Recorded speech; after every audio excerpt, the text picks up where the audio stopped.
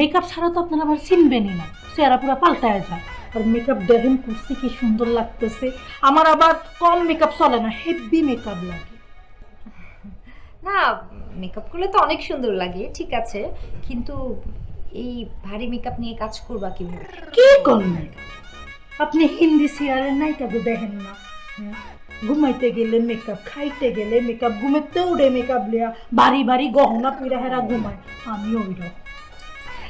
Okay fine, এবার আসল কথা আসি। রোজিনা, তোমাকে, সরি রোজ, তোমাকে প্রতি মাসে কত বেতন দিতে হবে?